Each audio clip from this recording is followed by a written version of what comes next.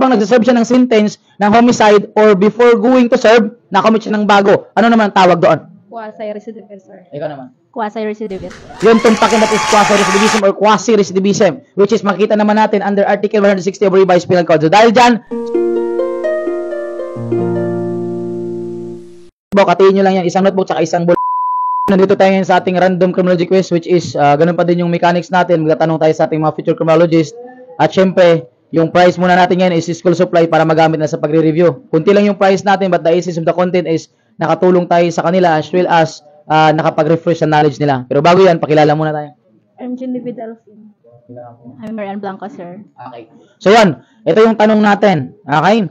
So may dalawa akong tanong sa inyo. Ito yung una, under to ng form of repetition. Ito ay makikita natin under ng Article 14, Paragraph 9 of Revised Penal Code. Ito yung pagkakataon na kung saan yung nasabing offender natin, after niyang mag-serve sa unang krimeng ginawa, ibig sabihin, offender after serving sa kanyang unang nagawang krimen, nakalaya siya or nakalabas siya. Nung nakalaya siya sa community, nung lumabas siya, nakakommit siya ng bagong krimen which is embraced in the same title of Revised Penal Code.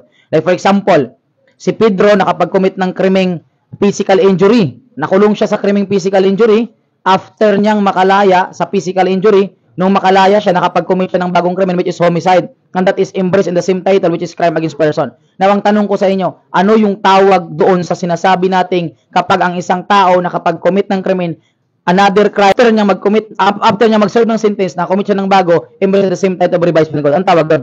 Recidivism, sir.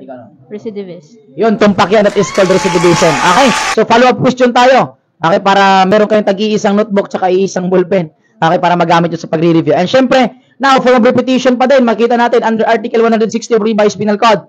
Ito lang yung pagkakataon na kung saan, okay, before or while serving his sentence, okay, ibig sabihin before or while, so ibig sabihin papunta pa lang or habang nagsaserve siya ng kanyang sentensya, nakapag-commit siya ng bagong krimen. So ibig sabihin, itong si Pedro, nakakommit siya ng krimeng homicide, now habang nagsaserve siya ng sentence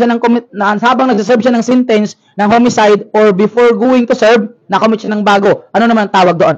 Quasi-recidivist, sir. Ikaw naman. Quasi-recidivist, sir. Yun tumpakin that is quasi-recidivism or quasi-recidivism, which is makita naman natin under Article 160 of Revised Penal Code. So dahil dyan, so meron kayong tigi-isang notebook, atiin nyo lang yan, isang notebook at isang ballpen. So yan, handog ng San Welcome Tambayan yan. And syempre, shoutout nga pala si BRC Rojas, and syempre shoutout muna tayo. Shoutout. Shoutout. Hello to my homies out there. Ay, shoutout. Hello po. Okay, thank you so much and God bless you all. God bless.